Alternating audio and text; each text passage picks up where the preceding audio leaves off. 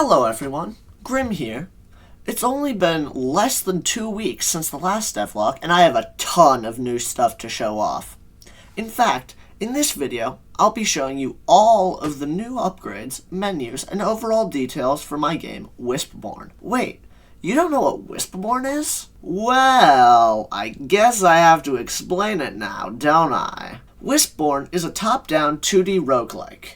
Roguelite, I don't know the difference between the two, to be fully honest.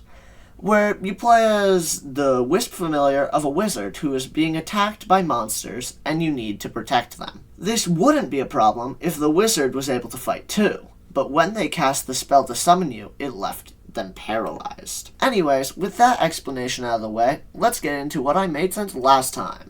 In the last devlog, when I told you all that I was recently making enemies for my game, I technically wasn't lying. But in actuality, the most recent thing I was working on at that time was upgrades. I've made 12 upgrades, all with their own unique abilities, from increasing the fire damage you deal to causing more players to be summoned to help you fight.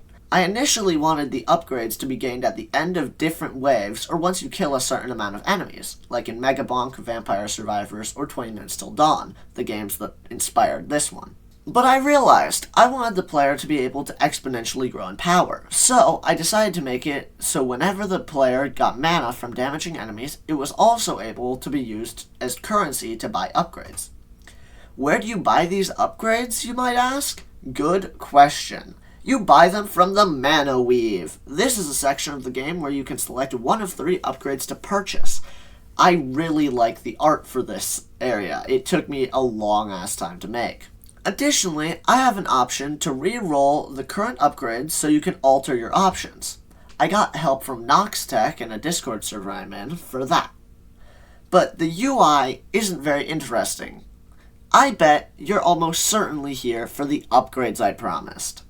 I started out by making the sprites for each of them. I needed each upgrade to fit within any of the boxes in the upgrade UI, so I made sure that 1, all of the boxes in the upgrade UI were the same size, but also all of the sprites were the exact same pixel ratio. From there, I implemented a bunch of simple and not so simple upgrades. So now I'm going to show you a list of a bunch of them so you can get an idea of what I was making.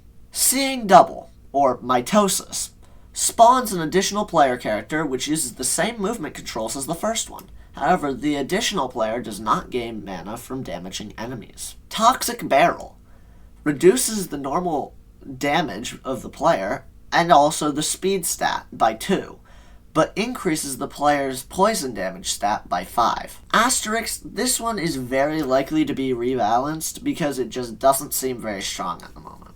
Magic Missile spawns in X amount of bolts of magic, where X is the number of times you've taken the upgrade.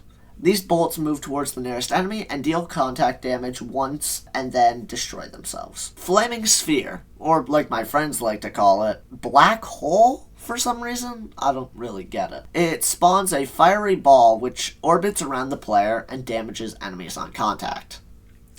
Then there's Radiant Touch, which increases the player's radiant damage stat by 5. And the last one I'll be telling you about today is BIG CIG! He's an upgrade that took me the longest to make out of the ones I created, with him taking a whole 3 days of work to create. What BIG CIG does is he replaces your max ability with a slot machine. When you use it, you spin the slot machine, and each slot can roll a random number from 0 to 7. If you roll 3 of the same number, you gain 80 mana, 30 more mana than you spent using the actual max ability. So it's a net positive. Additionally, if you roll a jackpot, aka 777, you are given the choice of 1 of 3 legendary upgrades to pick from. At the moment, the jackpot doesn't do anything because I don't have the logic for it or logic for legendary upgrade unlocking setup. But it is relatively simple to add. I spent a ton of time on this stuff, and it's definitely been a blast making these upgrades. Because of this, I decided to create a beta test build of the game and give it to my friends to test things for me. Here are some of the highlights of that experience. Nothing. Wait, there were 2 wizards there? Akil is just going all in on radiant damage. Is that the only upgrade you've taken, Akil? Yeah, pretty much. I can't win. How did you do? What is magic missile? Which one is magic missile again? It's the one, like the one that kind of looks like fireball but isn't. Oh my god! I don't even have to play the game. Oh no, I think you crashed the game, bro. No, that's why I crashed my game is by doing this. Fan, I don't even. Wow, you stuck around to the very end, huh? That's awesome. Well, to reward you, I left the code to my Discord in the description. There I post all sorts of teasers, well, when I remember to, for my videos, upcoming games, and sometimes even exclusive content. And by sometimes, I mean very rarely. It's like a sometimes. Anyways, I hope you enjoyed the video. Have a great rest of your day. Until then, goodbye for now.